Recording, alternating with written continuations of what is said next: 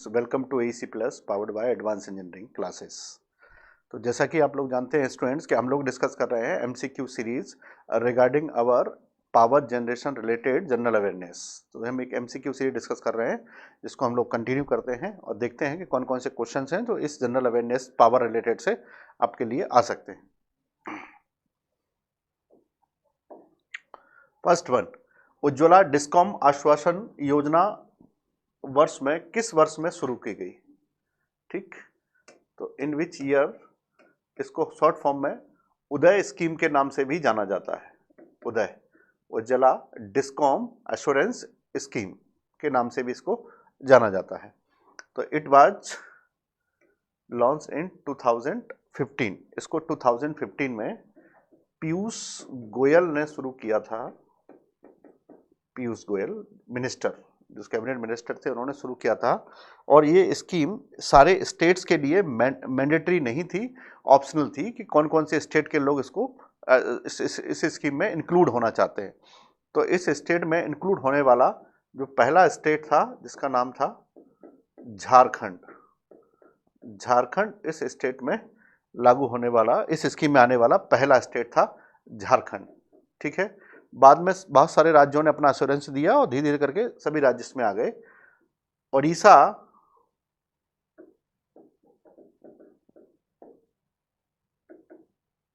Odisha and West Bengal,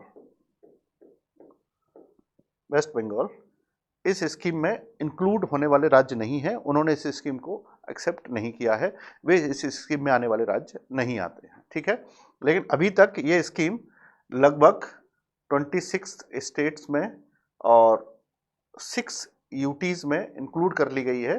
32 राज्य और केंद्र शासित प्रदेश इसमें शामिल कर लिए गए। 26 राज्यों और 6 केंद्र शासित प्रदेश इसमें इंक्लूड कर लिए गए। ठीक है, नेक्स्ट, चेन्नई के समीप कलपक्कम नामक स्थान पर इनमें से किसकी स्थापना की गई?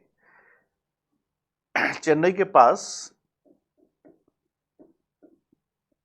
मद्रास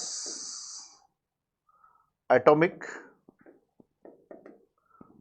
पावर स्टेशन बनाया गया है, जिस प्लेस का नाम है कलपक्कम। कलपक्कम, कलपक्कम में बनाया गया है और ये न्यूक्लियर पावर प्लांट।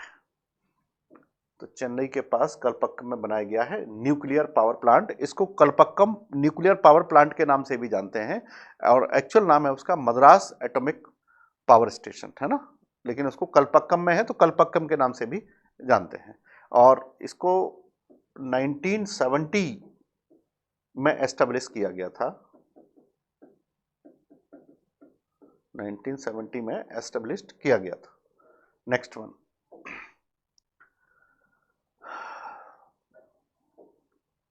बायोगैस किस प्रकार के स्रोत से उत्पन्न की जाती है?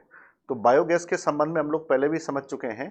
बायोगैस जो प्रोड्यूस की जाती है वो की जाती है रेसिड्यू एंड वेस्ट से। ये इसको उत्पन्न करने के सबसे प्रमुख साधन है। जैसे सोलर एनर्जी है, वो हम सोलर पैनल से बनाते हैं, हाइड्रो एनर्जी यहाँ से बनाते हैं, थर्मल एनर्जी कोयले से बनाते हैं। और बायोगैस अवशिष्ट पदार्थों से बनाई जाती है, यानी जैव के जो कचरे पदार्थ, अवशिष्ट पदार्थ होते हैं, उससे उसको क्रिएट किया जाता है। और ये रिन्यूएबल सोर्स ऑफ एनर्जी है, non conventional source of energy है। नेक्स्ट, बायोगैस एक जैव रासायनिक प्रक्रिया है। भारत का प्रथम परमाणु ऊर्जा उत्पादन केंद्र है, first atomic energy producing centre of India, that is Tarapur, Maharashtra. Tarapur, Maharashtra, established in 1961। Established in 1961। ये महाराष्ट्र में स्थित भारत का पहला परमाणु प्रोड्यूसिंग सेंटर्स है, जनरेशन सेंटर्स है, जिसको शुरू किया गया 1961 में। और इसको लगाने में यूएस ने हेल्प की। यूएस ने इंडिया की हेल्प की। नेक्स्ट, चूखा जल विद्युत परियोजना भारत एवं भूटान की संयुक्त परियोजना है। ये किस नदी पर स्थित है? चूखा जिस नदी पर परियोजना है भारत और भूटान की, that is Wangchu river. Wangchu river पर बनी हुई है और ये एक जल विद्युत परियोजना है। इस नदी को रायडाक नदी के नाम से भी जाना जाता है। इस नदी को रायडाक नदी के नाम से भी जाना जाता है, रायडाक। ठीक है, 1970 में इसको बनाया गया था। नेक्स्ट वन, वर्तमान में केंद्रीय नवीनीकरण ऊर्जा एवं ऊर्जा मंत्री कौन है? अभी वर्तमान में बनाया गया है आर.के. सिंह, जिन्होंने 2023 के फरवरी में सारे स्टेट्स के साथ एक एनर्जी कन्वेंशन के लेकर के एक अच्छी मीटिंग ली है, जिसमें उन्होंने ये बताया है हम किस प्रकार से इन सोर्सेस को कम कर सकते हैं। केंद्रीय विद्युत और नवीन एवं नवीनीकरण ऊर्जा मंत्री आर.के. सिंह है। अप्रैल 2023 को राज्यों के साथ बिजली उपयोगिताओं के साथ समीक्षा और निगरानी की बैठक उन्होंने ली है। तो इनको याद रखिएगा, प्रेजेंट में आर.के. सिंह हैं वर्तमान में। नेक्स्ट, राज्य ऊर्जा दक्षता सूचकांक 2021-22 रिपोर्ट किस स्थान पर जारी की गई? ये बहुत फेमस है, नई दिल्ली से इसको जारी किया गया और ये ऊर्जा के संबंध में जारी की गई बहुत महत्वपूर्ण रिपोर्ट है, जिसके माध्यम से ये तय किया गया कि हम ऊर्जा की दक्षता कैसे उत्पन्न कर सकते हैं। How can be reduce our demand of energy by opting some other optional source of energy. तो हम कन्वेंशनल जो सोर्सेस हैं उनको थोड़ा सा कम करेंगे और नॉन कन्वेंशनल सोर्सेस को बढ़ाने की कोशिश करेंगे। राज्य ऊर्जा दक्षता सूचकांक की 21-22 रिपोर्ट 12 अप्रैल को नई दिल्ली में राज्यों और राज्य उपयोगिताओं की आरपीएम बैठक के दौरान जारी की गई थी। ब्यूरो ऑफ एनर्जी एफिशिएंसी और alliance for an energy efficient economy ने इंडेक्स विकसित किया है। एक इंडेक्स विकसित किया है जो ये बताता है कि हमारा जो एनर्जी है उसकी एफिशिएंसी कितनी है, अपनी ऊर्जा की एफिशिएंसी कितनी है। तो ये एक बड़ा महत्वपूर्ण बैठक थी, इसको याद रखिएगा, न्यू दिल्ली में ये हुई थी। ठीक है, नेक्स्ट, राज्य ऊर्जा दक्षता सूचकांक 21-22 के फ्रंट रनर श्रेणी में कितने राज्य हैं? अभी हाल ही में 21-22 में दक्षता सूचकांक जो दिल्ली से जारी किया गया है उसमें ये कहा गया कुछ ऐसे राज्य हैं जो फ्रंट रनर हैं, सबसे आगे जो चलने वाले जो राज्य हैं उनमें हम लोग देख सकते हैं कि केरला है, केरला के अलावा राजस्थान है, तेलंगाना है, कर्नाटका है और इसमें इस प्रकार से टोटल 5 राज्य हैं। 5 राज्यों को इसमें शामिल किया गया है और केरला हो गया, राजस्थान हो गया, तेलंगाना हो गया, कर्नाटक हो गया और एक राज्य है इसमें जिसका नाम है आंध्र प्रदेश। तो इसमें टोटल राज्य कितने हैं?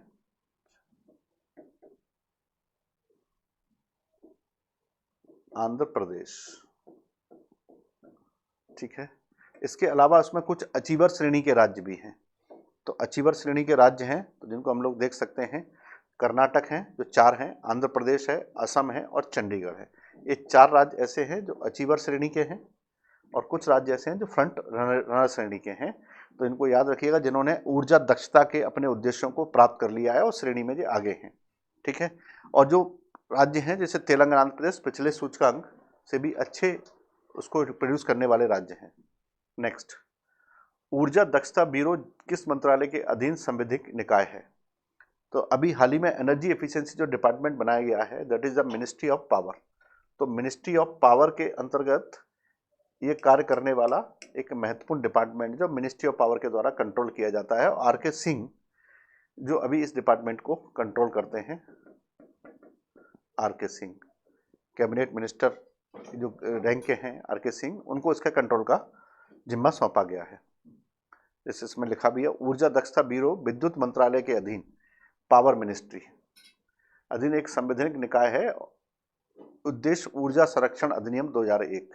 ये भी एक अच्छा फैक्ट है कि ऊर्जा संरक्षण अधिनियम 2001 किस वर्ष लागू किया गया और इस पूरे ऊर्जा संरक्षण जो अधिनियम है इसकी नीतियां किस किस प्रकार से लागू होंगी, जिसमें सबसे ऊपर है ऊर्जा की दक्षता को क्रिएट करना, how can be reduce the dependency over the conventional source of energy and how we can we can increase the use of non-conventional source of energy to create a balance in atmosphere, or we can reduce the causes which are responsible for the climate change in India.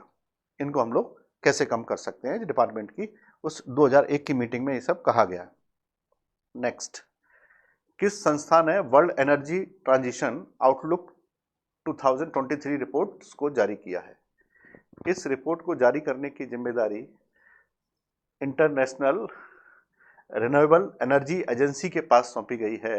Akshay ऊर्जा जो department है, अक्षय ऊर्जा जो agency है, इसी के पास ये जिम्मेदारी होती है कि जो वर्ल्ड एनर्जी ट्रांजिशन की जो आउटलुक रिपोर्ट है उसको जारी किया है, अभी भी जारी की गई है, जिसमें ये दिखाया गया है कि कौन कौन से देशों में कार्बन एमिशन बढ़ रहा है, कौन कौन से देशों में कार्बन एमिशन कम हो रहा है, और कौन कौन अपने कार्बन फुटप्रिंट के लिए काम कर रहे हैं। कार्बन फुटप्रिंट का मतलब है किसी भी एक पर्सन के द्वारा किसी भी कंट्री में पर पर्सन कितना कार्बन एमिशन अलाउ किया गया है, उसको कार्बन क्रेडिट भी कहा जाता है कि किस कंट्री को कार्बन क्रेडिट का कितना परसेंटेज दिया गया है।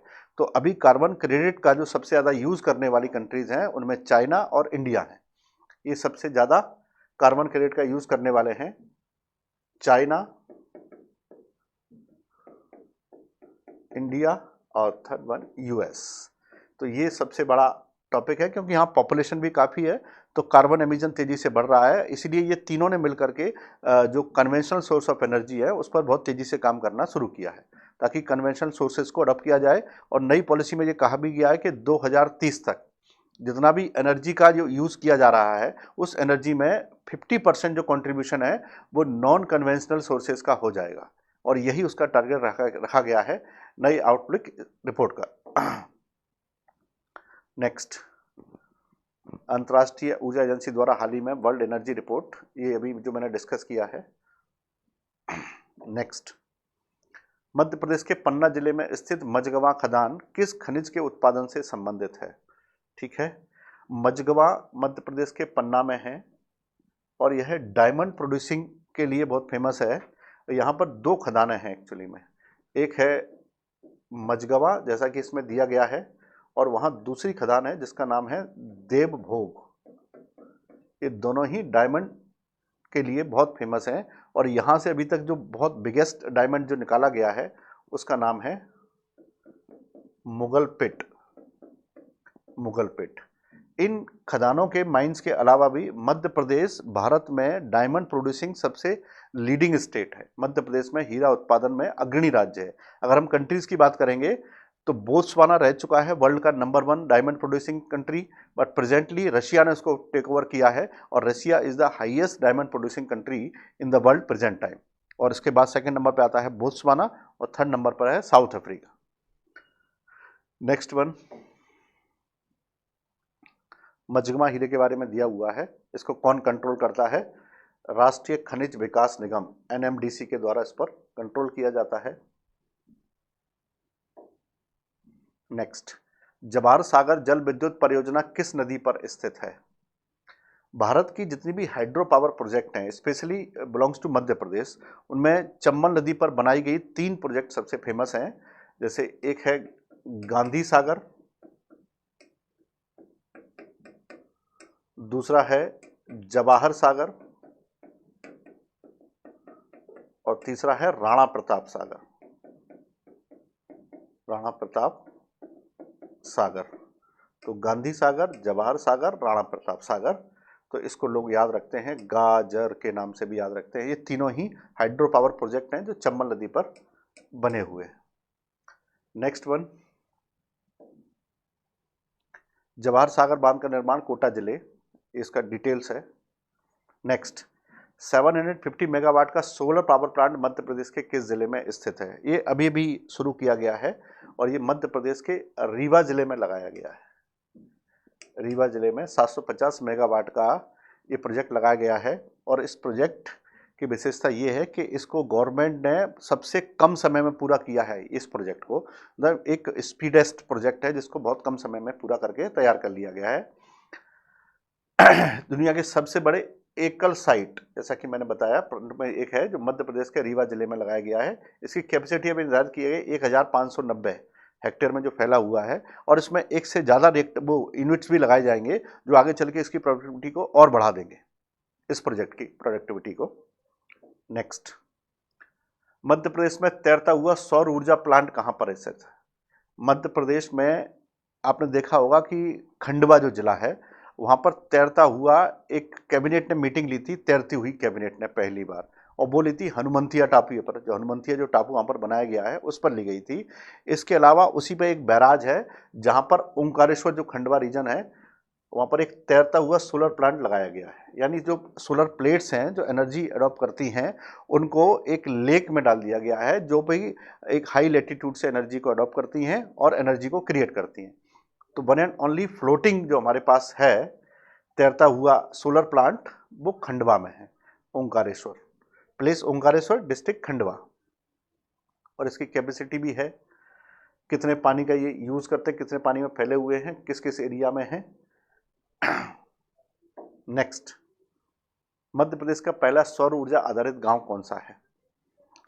ये बहुत अच्छा प्रश्न है। मध्य प्रदेश के इंदौर के पास, इंदौर से लगभग 80 to 90 किलोमीटर दूर एक विलेज है कस्तूरबा, और इस कस्तूरबा विलेज को सोलर विलेज डिक्लेयर कर दिया गया है क्योंकि यहाँ के इस गांव के जितने भी जो विद्युत उपकरण है वे सब सौर ऊर्जा के द्वारा प्राप्त की गई ऊर्जा से ही चलाए जाते हैं, और 100% ये पूरा का पूरा सोलराइज एनर्जी से कन्वर्ट किया गया विलेज है, और ये मध्य प्रदेश का पहला सोलर विलेज है, और इसको सोलर विलेज का दर्जा दिया गया। अभी हाल ही में यहाँ पर एनर्जी को सेव करने के लिए भी यूनिट्स लगाए जा रहे हैं ताकि उस एनर्जी को शहरों के लिए सप्लाई किया जा सके, क्योंकि गांव में इसका कंजप्शन बहुत कम है एनर्जी का जितना वो लोग क्रिएट करते हैं। कस्तूरबा ग्राम मध्य प्रदेश का पहला सौर ऊर्जा ग्राम है जहाँ कस्तूरबा ग्राम की स्थापना महात्मा गांधी द्वारा की गई, महात्मा गांधी द्वारा की गई। इसका प्रबंधन द कस्तूरबा गांधी राष्ट्रीय स्मारक द्वारा किया जाता है। नेक्स्ट, ये हमारा एमपी पीजीसीएल का एक टेस्ट सीरीज है। नेक्स्ट, ये भी एमपीजीसीएल का टेस्ट सीरीज प्रोग्राम है, और ये इस प्रकार से जो लेक्चर आपने वहाँ देखा इसकी जो पीडीएफ है वो आपको मिल जाएगी हमारे AEC प्लस ऐप पर या YT डिस्कशन चैनल पर। यहाँ से आप इस लेक्चर का पीडीएफ भी कलेक्ट कर सकते हैं।